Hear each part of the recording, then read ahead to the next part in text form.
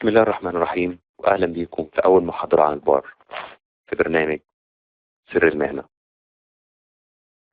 وأول حاجة كنت حابب أتكلم عليها هو طبعا الحديث عن الرسول عليه الصلاة والسلام: ما ملأ ابن آدم وعاء شر من بطنه، بحسب ابن آدم أكلات يقن صلبه، فإن كان لا محالة فثلث لطعامه وثلث لشرابه وثلث لنفسه. صدق رسول الله صلى الله عليه وسلم. كتير قوي مننا بيهتم بالطعام.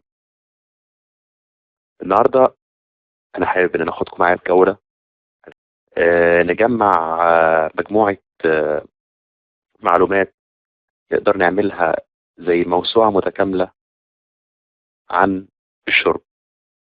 من ضمن لفت انتباهي موقع اسمه اسلام ويب، كان بيحكي قصة طبيب أمريكي أسلم مخصوص عشان الحديث ده، إنه كان بيتكلم إن أصول الطب ذات نفسه لو الناس نفذت موضوع إن الثلث للطعام والثلث للشراب والثلث للنفس محدش كان هيمرض أصلا، وده موجود عندهم في أصول الطب.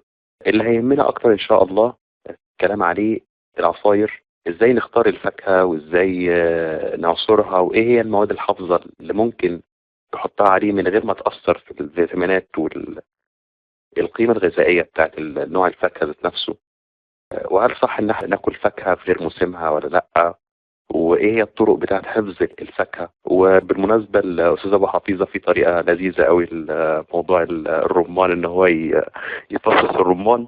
هنبقى نتكلم فيها ساعه ما نخش على موضوع الرمان وازاي نحتفظ بالرمان. المهم، وهنتكلم كمان عن الكوكتيلات وعن ايه هي الكوكتيلات الانترناشونال، وهنتكلم كمان عن الكوكتيلات اللي منتشره قوي. هنتكلم ازاي نقدر نعمل طبعا جارنيش، وازاي نقدر نلعب في الفاكهه ونعمل شكل حلو عن طريقها. طبعا زي ما دايما متعارف عليه في اللي شغالين في المهنه، واكيد هم يفهموا حاجه زي كده، ان العين دايما بتاكل قبل البق طبعا. بعد كده هنتكلم ممكن عن الكافيهات والكافيين والكابتشينو، وشغل الرسم على الكابتشينو اللي هو بيتسمى الارت. والارت دلوقتي بقى نوعين: ارت 2 دايمنشن وارت 3 دايمنشن. هنتكلم عن انواع البن، مراحل تصنيع البن من اول ما بيبدا وهو نبته صغيره لحد ما بنوصل مع بعض وهو طالع اوردر، اذا كان اسبريسو او امريكان كافي او قهوه تركي. اتمنى ان اقدر افيدكم بمعلومات، واتمنى ان انا استفيد منكم بمعلومات. اتمنى ان احنا نقدر نجمع مع بعض موسوعه متكامله عن شغل المشروبات عامه. يلا نبدأ مع بعض أول محاضرة اللي هنتكلم فيها عن الكافيين. مرتبط تفكير إن معظم الناس إن الكافيين يعني الكافيه، يعني القهوة. تعالوا النهاردة نتعرف على الكافيين. أكتر من حوالي 90% من سكان العالم بيشربوا كافيين في أشكال مختلفة، والكافيين مادة شبه قلوية موجودة في أكتر من 60 نبتة.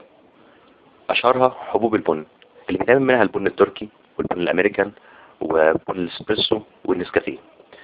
بعد كده اوراق الشاي، وطبعا ده اللي بيتعمل منه الشاي العادي والشاي الاخضر. بعد كده جوز الزنك وبذور الكوره.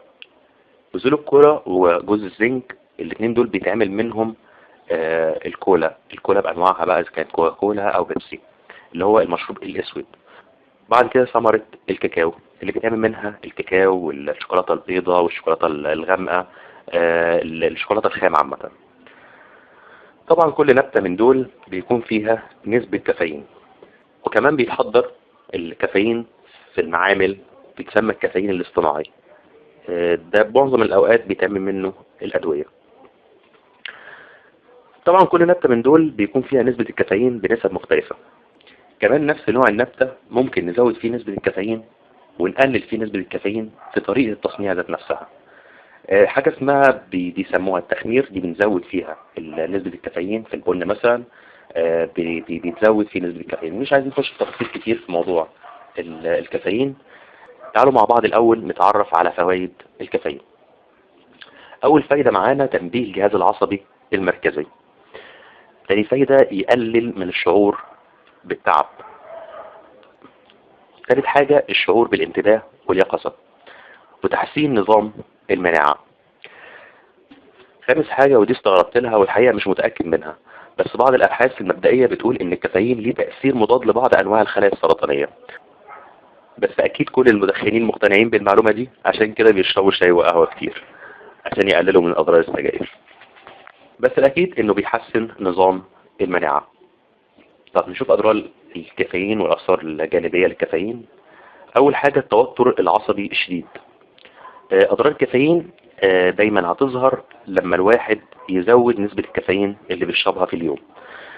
هيحصل بقى الأضرار اللي احنا شايفينها دي مع بعض: التوتر العصبي الشديد، الرعشة، التشنجات، صعوبة في النوم. وطبعا دي ممكن تكون ميزة وممكن تكون عيب. هو احنا أصلا بنشرب الكافيين عشان زي ما اتفقنا في المميزات بتوعه إن هو بيزود الشعور بالانتباه واليقظة. فأنا دلوقتي عندي لما أزود زيادة عن اللزوم في نسبة الكافيين هيحصل عندي صعوبة في النوم. المهم إن اللي بجهدك عليك حق زي ما الرسول عليه السلام بيقول. خامس حاجة بيزود من نبضات القلب وبيرفع من ضغط الدم. طيب امتى يكون مفيد وامتى يكون مضر؟ هنعرف الكلام ده لما نتعرف على الكميات المسموح بيها من الأطباء. بوجه عام بينصح الأطباء بتناول من 100 إلى 200 ملي جرام كافيين يوميا. بيقولوا انه مفيد للصحة العامة عشان الفوائد اللي اتكلمنا عليها قبل كده. مرحلة الإدمان للكافيين واللي عندها تحصل أضرار بسببه إنه يخش جسمك من 600 إلى 800 ملي جرام في اليوم، يعني تقريبا 12 فنجان اسبريسو. وأغرب حاجة سمعت عنها وأنا ببحث في مادة الكافيين إنه بيصيب بالتسمم. طبعا اتفزعت من الموضوع ده، وفي الآخر لقيت إن عشان يصاب الإنسان بالتسمم من الكافيين لازم يكون بيتعاطى، وطبعا لازم أول من كلمة بيتعاطى 10,000 ملي جرام كافيين في اليوم، يعني 10 جرام صافي كافيين في اليوم، يعني تقريبا 200 فنجان اسبريسو، او نقدر نقول 67 مج امريكان كافي، او 100 كان زيت ريد بول. طبعا الحمد لله استريحت لان ما فيش وقت الكلام ده كله عشان اشرب الكمية دي كلها. المهم تعالوا نعرف كل مشروب فيه نسبة قد ايه كافيين، ونقدر نحسب مع بعض ممكن اشرب قد ايه من كل مشروب عشان ما عديش النسبة المسموح بيها ولا قل عن النسبة المتعارف عليها اللي هي من 100 ل 200 ملي جرام كافيين. تعالوا مع بعض. عندنا مثلا الامريكان كافي اللي هو الكوباية ال 150 ملي دي فيها 150 ملي جرام كافيين. مشروب الريد بول اللي هو مشروبات الطاقة، ومشروبات الطاقة طبعا بتختلف من نوع للتاني، بس انا خدت الريد بول على ان هو اكتر حاجة منتشرة. دي بتبقى فيها 100 ملي جرام كافيين. الشاي المركز اللي هو الشاي التقيل بيبقى فيه 80 ملي جرام. الشاي الخفيف ده بيبقى فيه 40، يعني تقريبا نص بالنص على حسب مشروب الشاي اللي انت بتشربه العادي. لكن عندنا مثلا لو بصينا على الشاي الاخضر هنلاقي فيه ان 24 ل 40 ملي جرام كافيين. الكولا زي ما اتفقنا ان الكولا بيبقى فيها نسبة كافيين، بيبقى فيها 64 ملي جرام تقريبا كافيين. الاسبريسو طبعا الاسبريسو السنجل عارفين حجمه قد ايه، طبعا حجمه بيبقى صغير جدا، بيبقى فيه 50 ملي جرام كافيين. القهوة التركي بيبقى فيه 30، ويمكن اللي احنا نستغرب له ان القهوة التركي اللي فيه 30 ملي جرام كافيين، لكن الشاي فيه 40 فيه 80 اللي هو على التقيل. الشاي التقيل فيه 80 ملي جرام، لكن الشاي الخفيف فيه 40 ملي جرام. انا استغربت زيكم بالظبط كده ان طبيعي جدا الواحد لما بيكون عايز ينام بيشرب قهوة ما بيشربش شاي، بس في ناس طبعا بتشرب شاي. المهم ان فعلا الكلام ده انا يعني ممكن تبحثوا عنه تاني، وانا فعلا متاكد من الكلام ده لان جايبه من مواقع كتير قوي. من ضمن اكتر موقع يمكن معتمد بالنسبه لمعظم الناس اسمه موقع ويكيبيديا. غير كده في مواقع تانية كتير وكتب تانية كتير برضو فيها نفس النسب دي، بس بيفرق حاجات بسيطة، بيفرق 10 ملي 5 ملي بالكتير قوي ما بين كتاب والتاني. الشوكولاتة السمراء بوجه عام بيبقى فيها تقريبا القالب 40 جرام بيبقى فيه تقريبا 40 ملي جرام كافيين.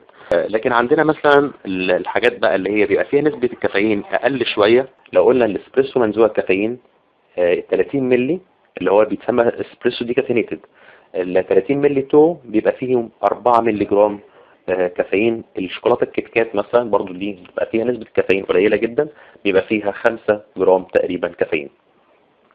بعد كده عندنا في عن نسكافيه، ودي انا لقيت ارقام غريبه جدا، بتبدا معايا من ال 27 ملي جرام لغايه 173 ملي جرام.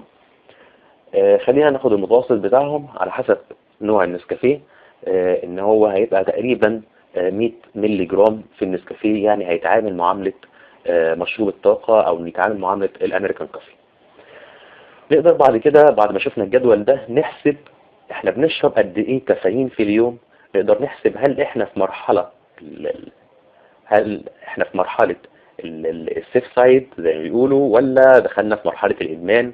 طبعا زي ما اتفقنا ان مفيش ممكن إمكانية حدوث حالة تسمم من الكافيين، هم مرحلتين: المرحلة الطبيعية، والمرحلة مرحلة الإدمان اللي هو فيها 600 ملي جرام في اليوم. بتبدأ من 600 ملي جرام في اليوم، وعشان أوصل لمرحلة 600 ملي جرام في اليوم يعني هناخد أعلى حاجة الأمريكان كوفي اللي هو 150، هناخد منهم 4 فناجيل، يبقى ما نزودش على كده، ما نشربش أي حاجة تاني خالص بعد كده. لو لقيت اي مشروب انت عارف ان فيه كافيين او حتى شاكك وما قلتوش انا في الجدول، يا ريت تبعت لي على الايميل او تكتب لي تعليق على الفيديو، وانا ان شاء الله هجيب النسب بتاعته. لو حابب تضيف اي معلومه تفيدنا بيها عن موضوع الكافيين، موضوع الحلقه بتاعت النهارده، يا ريت تشرفنا بتعليقك. لو حابب تضيف لنا اي معلومه جديده عن ماده الكافيين، يا ريت ما تبخلش علينا بتعليق عن ماده الكافيين او عن موضوع الحلقه النهارده. أتمنى أكون اتوفقت النهاردة، وأشوفكم المرة الجاية في حلقة جديدة مع البار وبرنامج سر المهنة.